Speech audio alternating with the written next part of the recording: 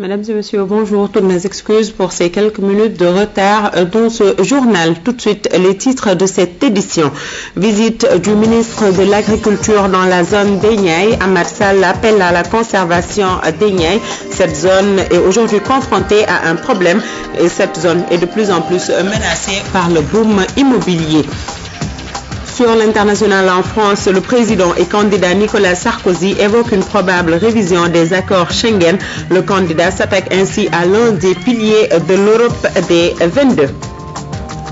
Bienvenue à tous. Nous démarrons cette actualité par cette conférence de presse du président du Sénat. Le scrutin du premier tour de la présidentielle s'est passé dans de bonnes conditions, dans des conditions de régularité et de transparence. Les résultats qui y sont issus reflètent toute la réalité des opérations. C'est le président de la Sénat qui se prononce ainsi. Doudou Ndir fait face à la presse aujourd'hui. Il a abordé plusieurs aspects, dont justement le déroulement du vote du 26 février dernier. Nous l'écoutons, il est au micro de Mamadou Samabo. La Sénat salue d'une part la sérénité des électeurs qui ont voté de manière citoyenne et d'autre part se félicite du comportement des acteurs politiques. Ceux-ci ont su assurer leur part de responsabilité dans le contrôle du scrutin. La situation tendue durant la pré-campagne et les actes de violence enregistrés au cours de la campagne électorale laissaient augurer un vote à haut risque pouvant remettre en cause la tenue d'un scrutin transparent et sincère. Heureusement, il n'en a rien été. La Sénat peut ainsi aujourd'hui confirmer que le scrutin s'est déroulé dans des conditions acceptables. Cette appréciation découle des données enregistrées sur l'ensemble du territoire national par les SEDA et les décennats, qui sont les démembrements de la Sénat au niveau des départements et à l'extérieur du pays.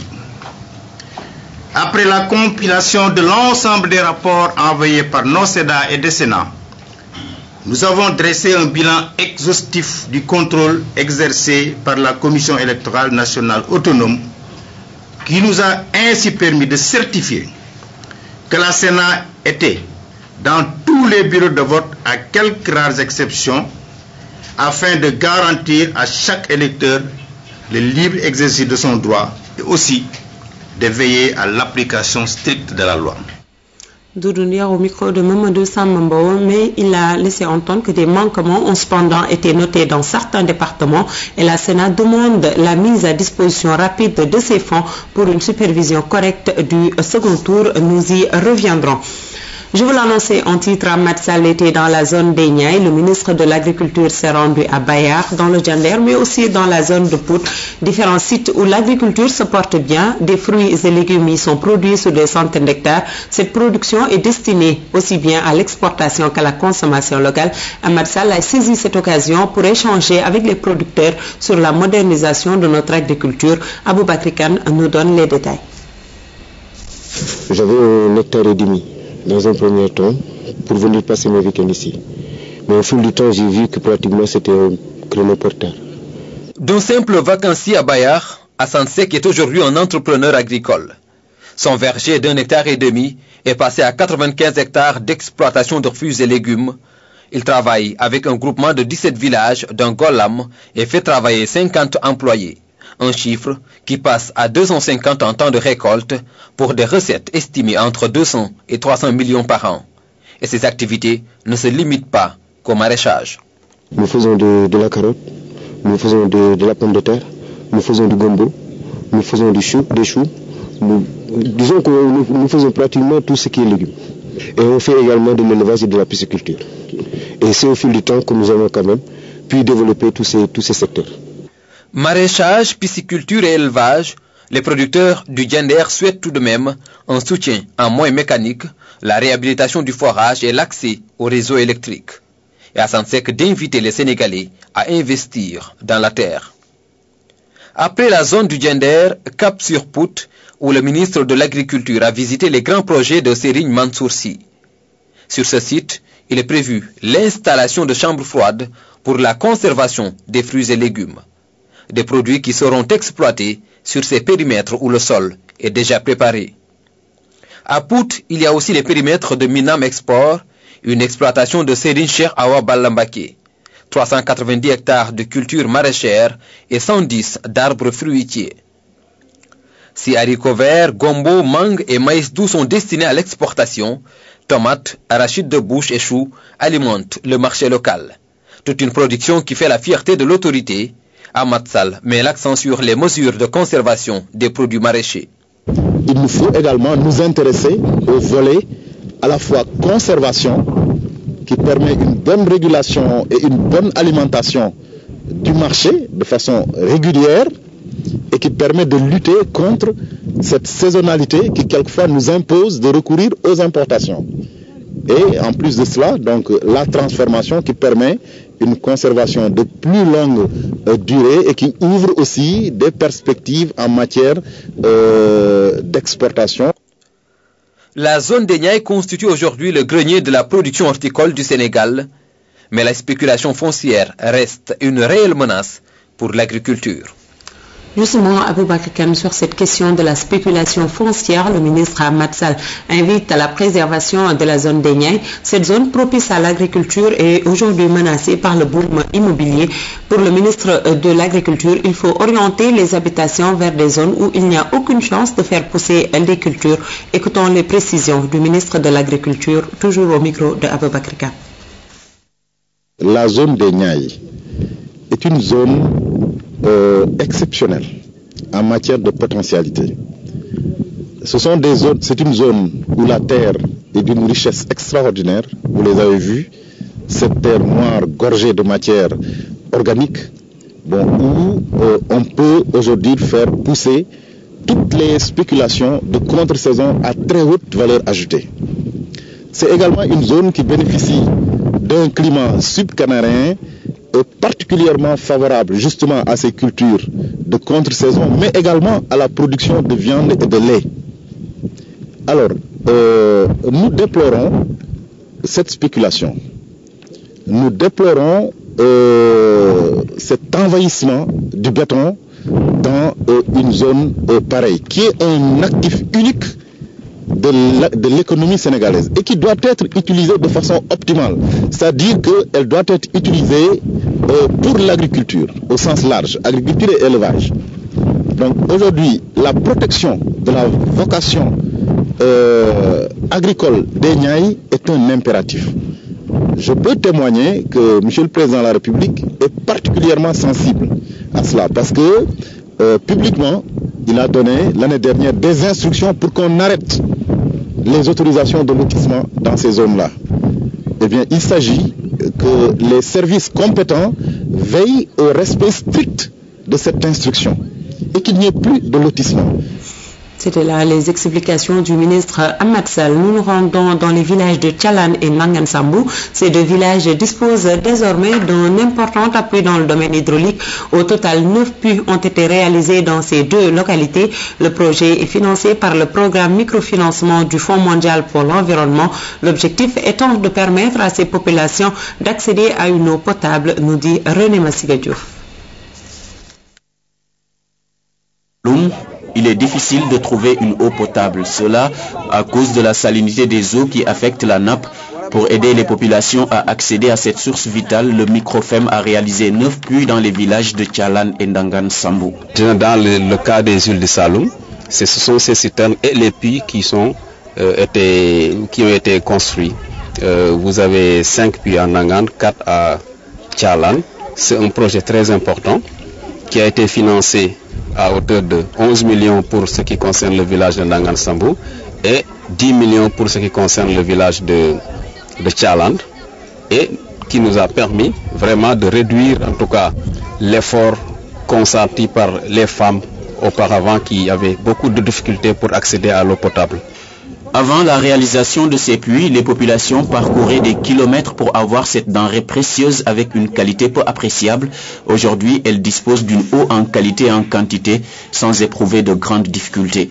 Il n'y avait pas assez de puits pour puiser. Il y avait quelques puits, ça ne suffisait pas pour le village. Donc, avec le projet Microfem, parce que le projet est très large, vous voyez.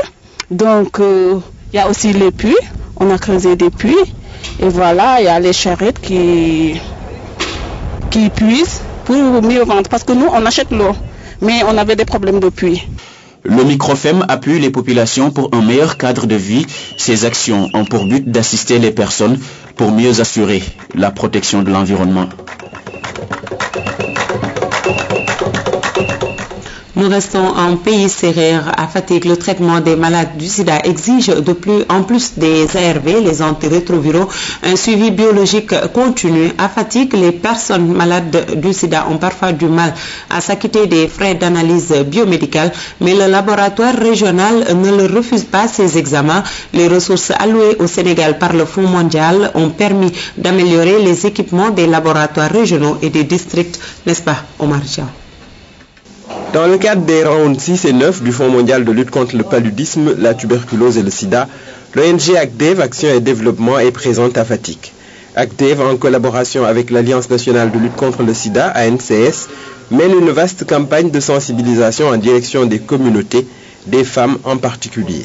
Ces activités nous ont permis au niveau du round 9 de sensibiliser quelque chose comme 37 000 femmes enceintes. Et sur ces 37 000 femmes enceintes déjà sensibilisées, 10 000 ont été dépistées. Ça, ce sont les données recueillies au niveau des OCB, mais aussi également au niveau des structures de santé avec qui nous travaillons. L'intervention d'ACDEV se fait par des relais sur les 7 districts de la région. Les causeries menées et la mobilisation sociale soutenue encouragent les populations, même en dehors des structures sanitaires. Le fait de sortir aussi des structures permet aussi, à mon humble avis, de toucher aussi les femmes qui ne viennent pas faire les CPN, les femmes enceintes, mais aussi de toucher peut-être les femmes enceintes, notre cible principale, au début peut-être de leur grossesse.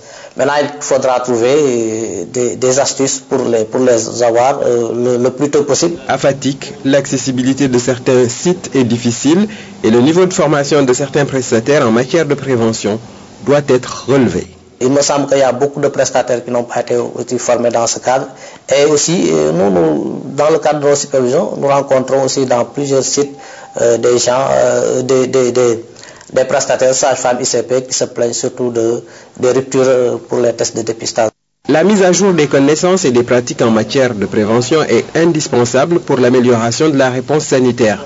Sur toute sa zone d'intervention, l'ONG travaille en étroite collaboration avec les organisations communautaires de base pour optimiser l'adhésion des populations. Sur l'international, en France, la campagne pour les présidentielles a démarré. Les candidats ont jusqu'à ce vendredi pour déposer leurs 500 signatures de parrainage. Hier, le président Sarkozy, qui est candidat à sa réélection, s'est engagé au cours d'un meeting à Villepinte à revisiter les accords de l'espace Schengen. Selon lui, ces accords doivent être revus parce que l'Europe est aujourd'hui victime de cette situation. Il a même donné un ultimatum de 12 mois à ses pairs. Remettre en cause l'espace Schengen pour lutter contre l'immigration. On ne peut pas laisser la gestion des flux migratoires entre les seules mains des technocrates et des tribunaux. Alors la France suspendrait sa participation aux accords de Schengen jusqu'à ce que les négociations aient abouti. La proposition phare de Nicolas Sarkozy hier à Villepinte a choqué les autres candidats, les défenseurs de l'Europe, comme les eurosceptiques. Est-ce que vous y croyez ? Est-ce qu'il y a quelqu'un d'assez sensé dans le pays pour croire qu'on va réembaucher des douaniers et reconstruire les postes frontières ? La France est forte mais affaiblie par l'Europe. Elle est affaiblie par la dictature de l'Europe. Et cette dictature, Nicolas Sarkozy a contribué à la mettre en place. Cet après-midi, je n'ai entendu aucun projet. J'ai entendu qu'une chose. Aidez-moi. Et moi, j'ai plutôt compris, sauvez-moi. Une levée de boucliers et un soutien inattendu, celui de Jean-Luc Mélenchon. La démarche politique que le Front de gauche propose depuis maintenant 3 ans sur la question européenne, le président en exercice, oubliez que c'est M. Sarkozy, oubliez qu'il est de droite et que je suis de gauche, le président de la République vient de dire que c'est une méthode acceptable et jouable pour la France. Donc j'avais raison. François Hollande, lui, a dénoncé un président qui prend l'Europe pour un bouc émissaire. En Afghanistan, plus qu'une bavure, un véritable coup de folie. Voilà ce qui s'est passé. Un soldat américain a tiré sur des villageois. Le bilan fait état d'une dizaine de morts. Il était sous emprise de l'alcool. Un coup de massue qui vient envenimer les relations entre l'Afghanistan et les États-Unis.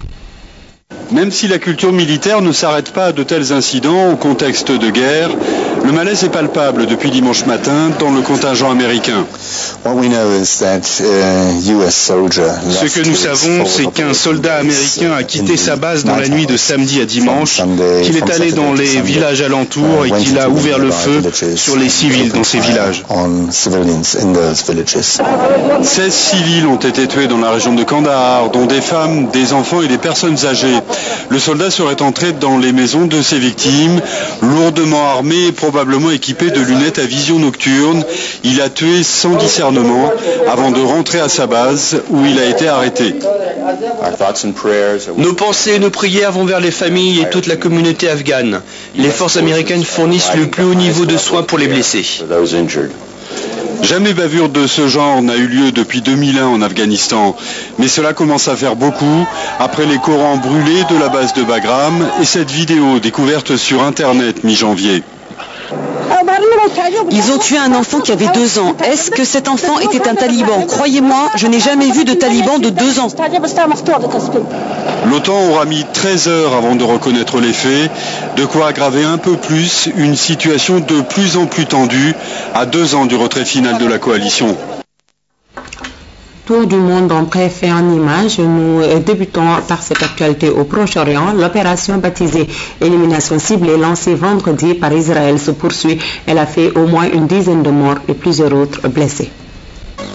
Nouveau raid israélien sur Gaza ce lundi. 3 Palestiniens ont été tués à Khan Younes. Depuis vendredi, l'armée pilonne la région. Une vingtaine de personnes a trouvé la mort dans ces bombardements. Une opération baptisée Élimination ciblée pour répondre aux tirs de roquettes palestiniens. L'armée israélienne dit viser des dépôts d'armes et des sites de lancement de roquettes, mais ce sont les civils qui sont touchés. Le Premier ministre israélien Benjamin Netanyahou a déclaré que ces opérations allaient se poursuivre tant que cela serait nécessaire. Nouvel attentat au Nigeria, un kamikaze a fait exploser sa voiture devant la porte d'une église de Jos, dans le centre du pays. Une dizaine de personnes qui assistaient à la messe sont mortes. Le président Goodluck Jonathan a appelé les chrétiens à ne pas mener d'action de représailles. Le gouvernement poursuit sa lutte contre le terrorisme. C'est le deuxième attentat dans une église en 2 semaines. Le premier avait été revendiqué par le groupe islamiste de Boko Haram. Celui-ci n'a pas encore été revendiqué. Sa visite était pleine d'espoir, mais Kofi Annan n'aura pas réussi à conclure un accord avec le président syrien Bachar al-Assad. Malgré des propositions concrètes, l'émissaire à la fois de l'ONU et de la Ligue arabe repart après 2 jours de visite sans avoir pu mettre fin aux violences. Pire, au moment même de sa visite, les forces syriennes ont intensifié leur offensive dans les régions d'Idleb et de Hama. Près de 150 personnes sont mortes ces 2 derniers jours. Ainsi va le monde. Retour chez nous. Le Casa Sport est désormais le leader de la poule B du championnat professionnel de la Ligue 1. L'équipe Fagnon de Ziguinchor a battu hier après-midi le Jaraf de Dakar par 2-1. Voici les temps forts de ce match commenté par Ibrahim Mboup et l'âge Tcharma Dramé. C'est ressorti. Attention, le mauvais contrôle par Sané. Emile Paul Tendeng contre le gardien. Que dit l'arbitre? Penalty. Penalty sifflé contre Mohamed Salzman. Il risque de prendre le rouge. On va voir. Oh, ce sera un carton jaune. Papsané pour l'ouverture du score peut-être. C'est parti. Papsané, il le met. Il le met. Contre-pied parfait de Papsané. Il ouvre le score pour le Casa Sport devant le Jaraf à Dakar. Aliou Koli. Emile Paul Tendeng. Emile Paul Tendeng. Passement de jambe. Le bon service. Le centre. Le doublé. Le doublé de Papsané. Oh, que c'est beau joué. Oh, que c'est bien joué.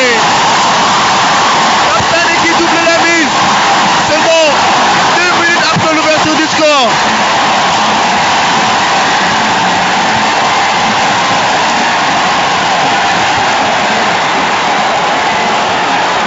Attention. C'est Pas fini, la frappe et le but. Le but de Tidiane Koné. Le but d'Ibou Cissé, justement, qui réduit le score pour le Jaraaf. Ibou Cissé qui avait subi la faute tout à l'heure et qui a réussi à réduire le score. Et là, on revoit l'action. Ibou Cissé, du pied gauche, frappe enroulée, qui bat Souleymane Sané. C'était là les commentaires de El Chernogramé et Ibrahim Mboup. C'est la fin de ce journal. Merci d'avoir été en notre compagnie. Mes cousines à plaisanterie Ali Matouli et Khadija Toupou vous invitent à les rejoindre à la table de déjeuner. Bon appétit à tous. Au revoir et à demain, 13h.